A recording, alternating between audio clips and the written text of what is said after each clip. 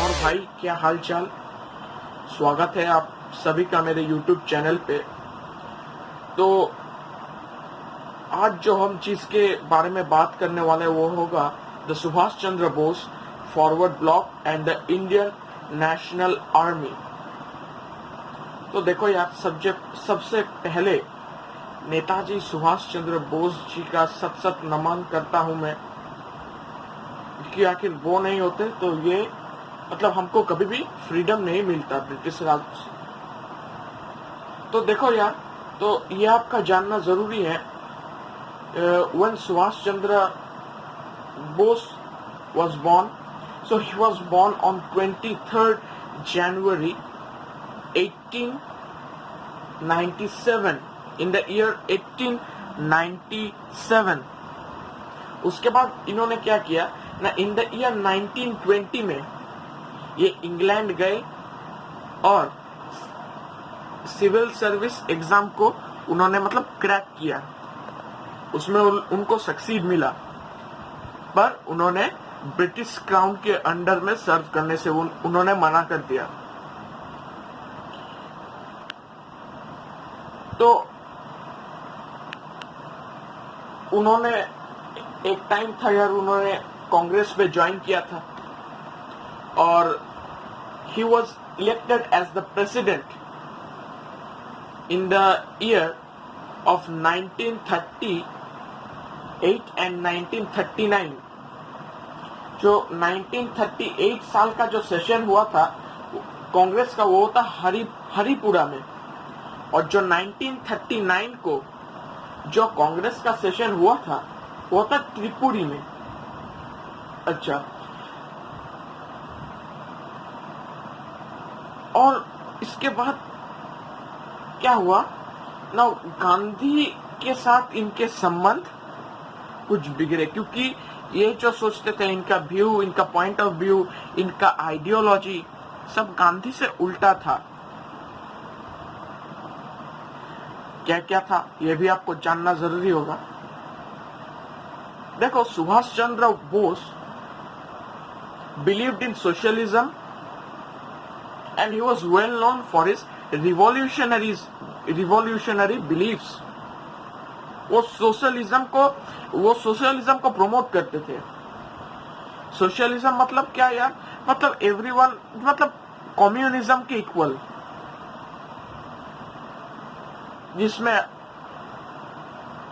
हर बंदा एक सोसाइटी में, so every person of the society is respectable and should deserve everything। उनका second जो था कि freedom could not be obtained without outside support of some kind। Freedom could not be obtained without outside support of some kind। Third जो चीज है यार, Subhash Chandra Bose believed in employing tact and diplomacy while dealing with his opponents. मतलब क्या, and he also and he did not appreciate the openness of Gandhi. मतलब जब आप अपने ओपोनेंट के साथ कुछ चीज में डील करते हो तो आपको थोड़ा टैक्टिक्स वो आजमाना पड़ेगा। आप आखिर ज्यादा ओपन होगे तो दिक्कत दे सकता है। तो ये गांधी का जो ओपननेस था वो सुभाष चंद्र बोस जी मतलब एप्रिशिएट नहीं करते थे। सो क्या क्या था, that Subhash Chandra Bose believed in communism and was well known for his revolutionary beliefs। अच्छा, the freedom could not be obtained without any outside support of some kind। बाहर का सपोर्ट लगेगा ही। and the third one, that Subhash believed in employing tact and diplomacy while dealing with his opponent and he did not appreciate the openness of Gandhi ji। अच्छा, तो क्या हुआ,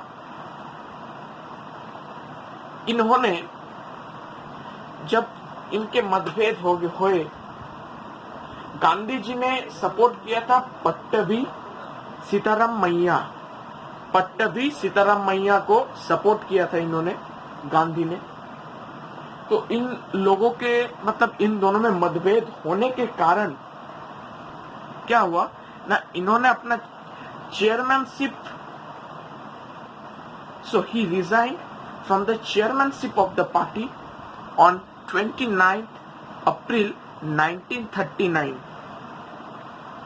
ये date भी बहुत इंपॉर्टेंट है।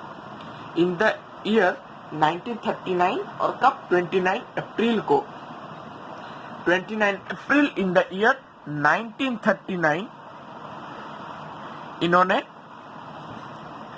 रिजाइन कर दिया। ये आप देख सकते हैं 29 अप्रैल 1939। पर उसके नेक्स्ट दिन क्या हुआ ना, डॉक्टर राजेंद्र प्रसाद को उस पोस्ट में दे दिया गया। He was elected as the president.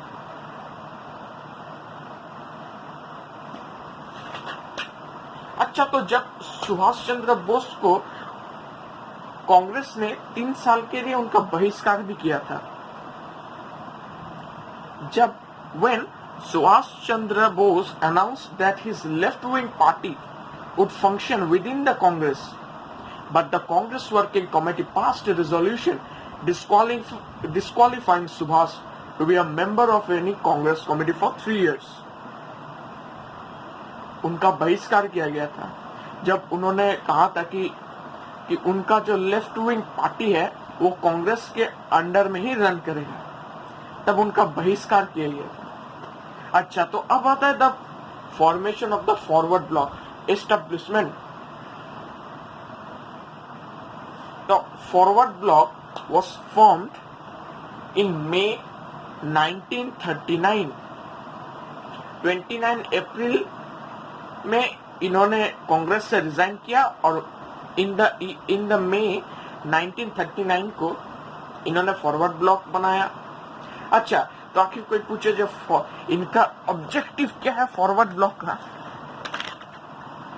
Objectives of the forward block, देखो पहला जो इनका ऑब्जेक्टिव था, द इमीडिएट ऑब्जेक्टिव, जो सबसे ज्यादा जरूरी जो ऑब्जेक्टिव था, to liberate India with the support of worker, peasants, youth and all the organizations। मतलब इनका एक ही मकसद था, वो था स्वराज। अच्छा, तो क्या होगा, the after independence forward block will work for the establishment of the socialist society. क्योंकि मैंने पहले कहा था कि ये सोशलिज्म को प्रमोट करते थे, सोशलिज्म और कम्युनिज्म को। अच्छा, कुछ मेजर्स थे जो नेताजी ने सजेस्ट किए थे। पहला जो था, देखिए यहाँ पे आपको दिख रहा होगा, पॉइंट वाइज दिया हुआ है। देखो पहला जो था वो था abolition of the zamindari system. वो जमींदारी सिस्टम का विरोध करते थे। सेकेंड जो चीज था, state planning for reorganisation of agriculture and industry on socialist lines, social ownership of the means of production and means of distribution, making right to work as the fundamental right of every citizen, and providing workers several kinds of benefits such as payment of minimum wages and occupational safety। देखो जमींदारी system, अच्छा तो ये चाहते थे, that is हमने पढ़ा ना कि social ownership of the means of production and means of distribution. ये बड़ा इंडस्ट्री जो थे, मतलब he was fond of industries. उनको लगता था कि सबको, मतलब इंडस्ट्रीज का एस्टेब्लिशमेंट वाज वेरी इंपॉर्टेंट, इनको लगता था। क्योंकि मतलब पर गांधी जो थे वो चाहते थे कि नहीं, इंडस्ट्री इतना बड़ा तरीके से, मतलब इतना बड़ा स्केल में करने का कोई जरूरत नहीं है, हर गांव में छोटा छोटा इंडस्ट्रीज होगा। अच्छा, तो यहाँ पे भी इनके मतभेद थे।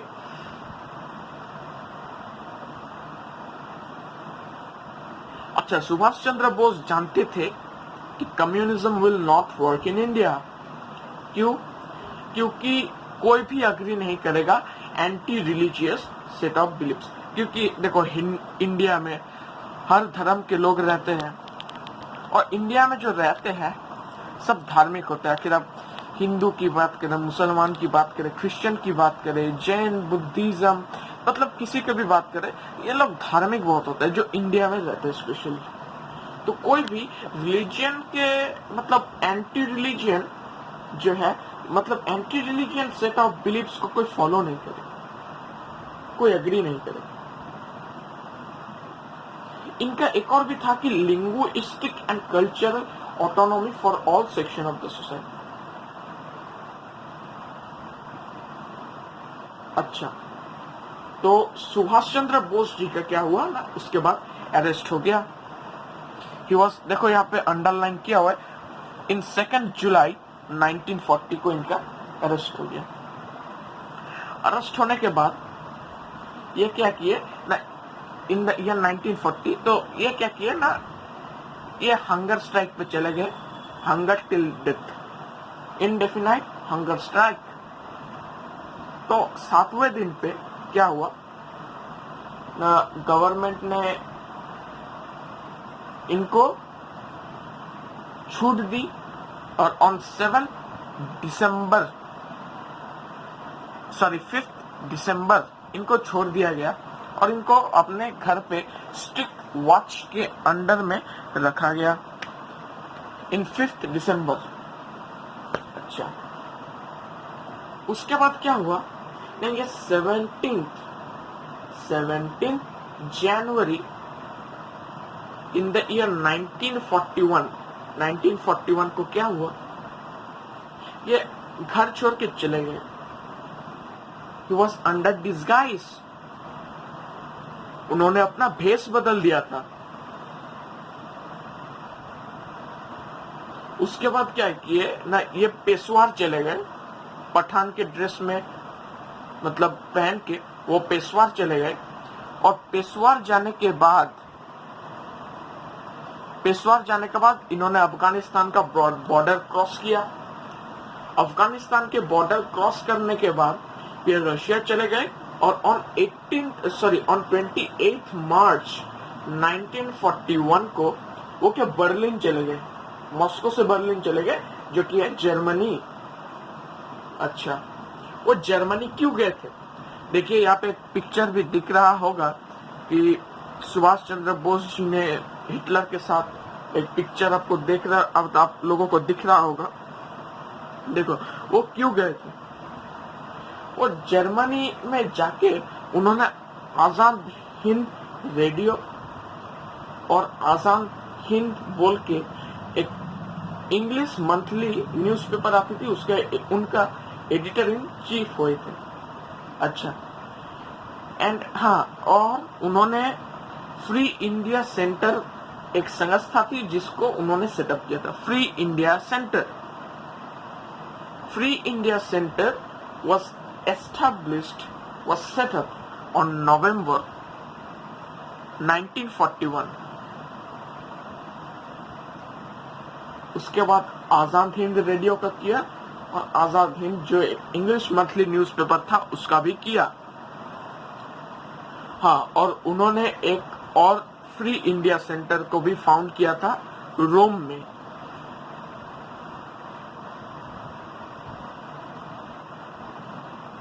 उसके बाद क्या हुआ,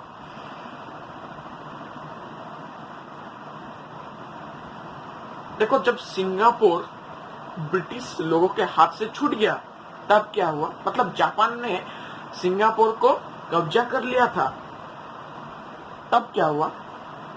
Now approximately 40,000 Indian soldiers were captured as the prisoners of war। Singapore ने 40,000 इंडियन फौजियों को मतलब गिरफ्त किया था। They were arrested, so they were as the prisoners of war। तो इन लोगों ने तो जापानीज लोग को मतलब क्या था ना, they were against the British, और ये इंडियन लोगों के साथ कोलैब करना चाहते थे।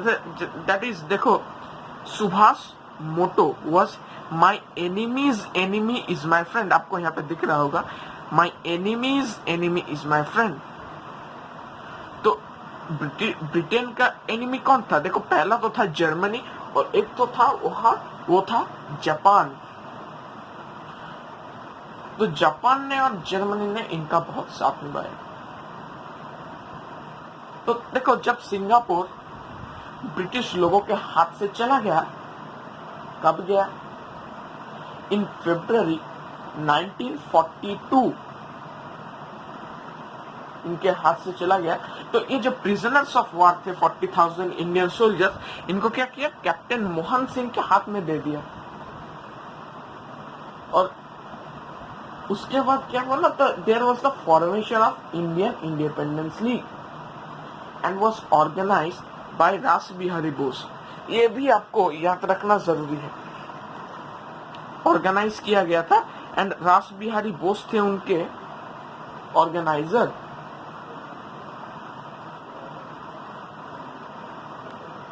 अच्छा, उसके बाद हुआ द टोक्यो कॉन्फ्रेंस। अच्छा, तो क्या बोला मैंने?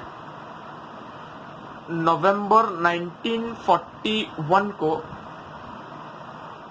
ये क्या हुआ ना, फ्री इंडिया सेंटर बर्लिन में एस्टेब्लिश किया गया। और in the February 1942 Singapore England के हाथ से चला गया, ब्रिटिश लोगों के हाथ से चला गया और जापान ने कब्जा कर लिया। और देखो, उसके बाद जो इंपॉर्टेंट चीज है वो था द टोक्यो कॉन्फ्रेंस, जो कि हुआ था 28 मार्च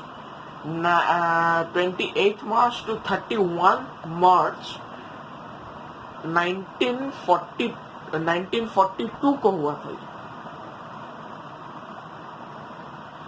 तो वहां पे क्या हुआ ना, कुछ डिसीजंस लिए गए। इंडियन इंडिपेंडेंस लीग को मतलब बढ़ाने का एक डिसीजन लिया गया, to expand and strengthen the Indian independence league. और क्या हुआ कि और क्या डिस्कशन हुआ कि एक और तुम्हारा कॉन्फ्रेंस होगा, जो होगा बैंकॉक में, जो थाईलैंड में है। अच्छा, तो उसके बाद है द बैंकॉक कॉन्फ्रेंस। देखो, बैंकॉक कॉन्फ्रेंस जो था वो हुआ था 15 जून से 23 जून तक। सब इंडियन पीपल आए थे हर जगह से, सिंगापुर से, अपना बर्मा से, हांगकांग से, जावा से, सब लोगों ने अटेंड किया था। तो क्या हुआ, उसके बाद हुआ था एस्टेब्लिशमेंट ऑफ आईएनए। यहाँ पे ही हुआ था। आईएनए और आजाद हिंद फौज सब एक है यार। तो आजाद हिंद फौज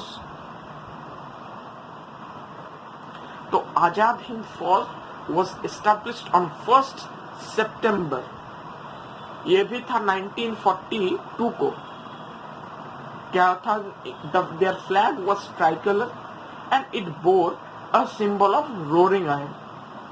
इनका और कांग्रेस का फ्लैग ऑलमोस्ट एक था ट्राइकलर का, और बीच में क्या था यार, एक मतलब रोरिंग लायन का एक सिंबल दिया हुआ था। तो इनके भी प्रेसिडेंट थे रास बिहारी बोस। देखो, सबसे पहले जो कमांडर इन चीफ थे आईएनए के, वो थे कैप्टन मोहन सिंह, बट बाद में सुभाष चंद्र बोस ने मतलब कमांडर इन चीफ बन गए थे। अच्छा, आईएनए का ऑब्जेक्टिव्स क्या था? टू मोबिलाइज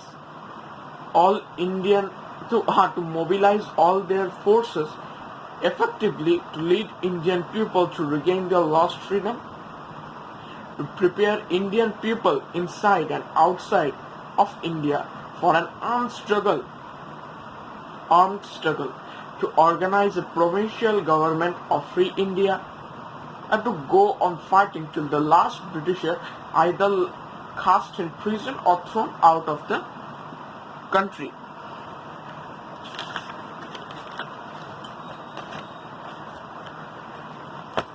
INA का ऑब्जेक्टिव्स यहाँ पे भी दिख रहा होगा आपको।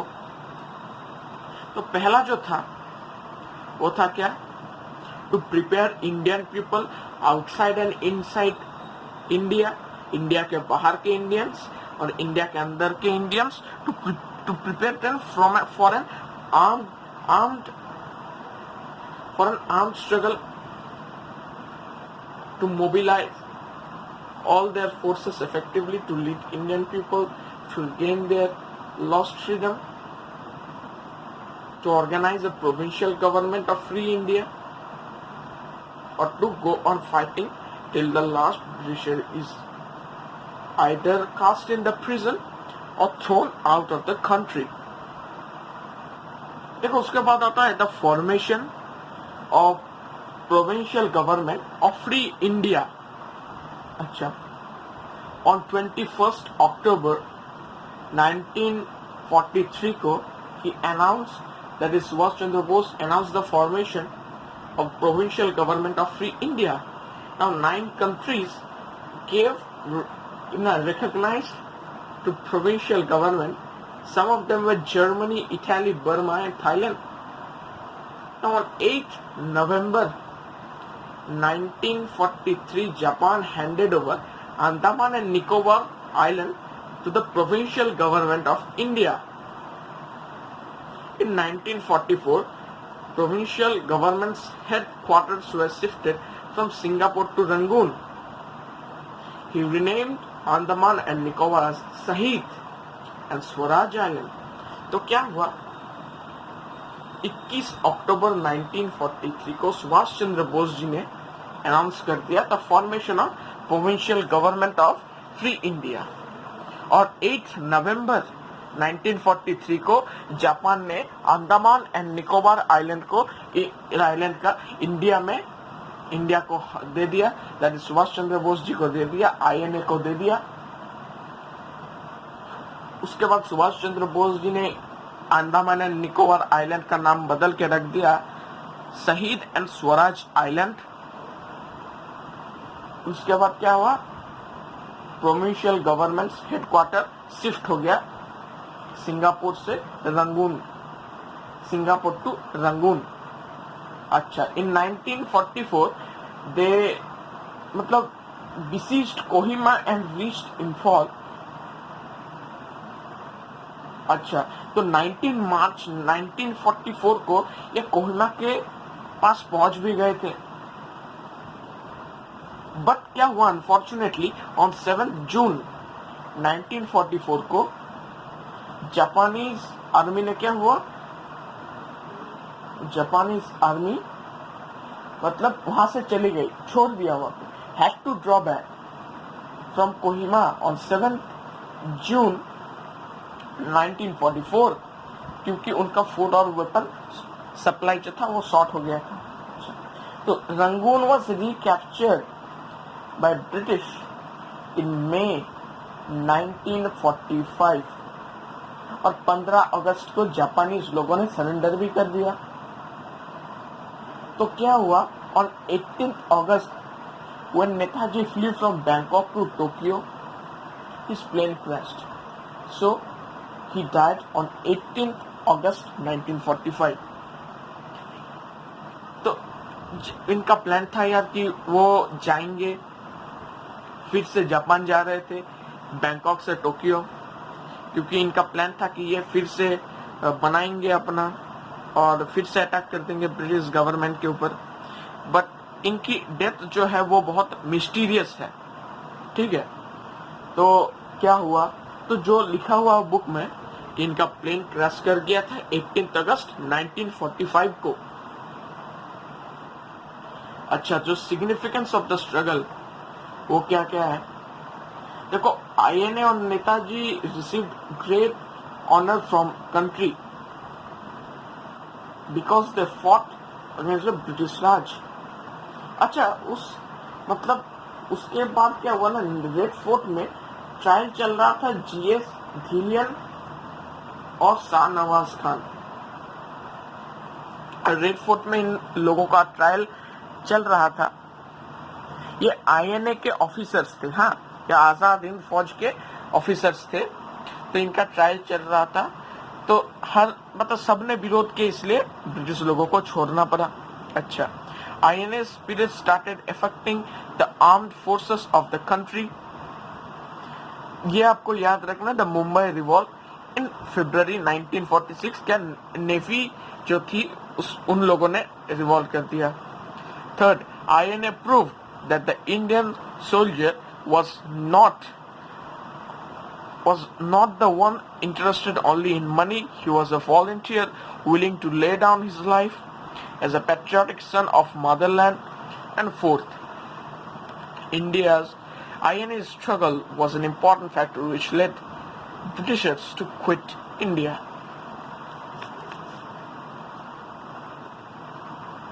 देखिए गाइस, ये आपके कुछ important dates में से है। The 23rd January 1897 Netaji was born. 1920 Netaji cracked a civil services exam in London. 29th April 1939 Netaji left Congress. In May 1939 Forward Bloc was established. 2nd July 1940 Netaji was arrested. 5th December 1940 he was released but kept under strict watch at his home. 17th January 1941 left home in disguise. 28th March 1941 flew from Moscow to Berlin. November 1941 Free India Center was established in Berlin. February 1942 the fall of Singapore. Tokyo Conference जो हुआ था 28 मार्च से 31 मार्च in 1942. Bangkok conference 15 जून से लेके 23 जून को 1942. 1 सितंबर 1942 establishment of INA और the Azad Hind फौज. 26 August 1943 Netaji officially took charge over INA. 21st October 1943 the formation of provincial government. So Netaji announced the formation of provincial government. 28th November 1943 Japan handed over Andaman and Nicobar Island to provincial government. 19th March 1944 captured Kohima, that is they reached near Kohima, पहुंच गए थे कोहिमा के आसपास, और वहां पे try colour मतलब झंडा भी उन्होंने लगाया था. 7th June 1944 Japan dropped back from Kohima.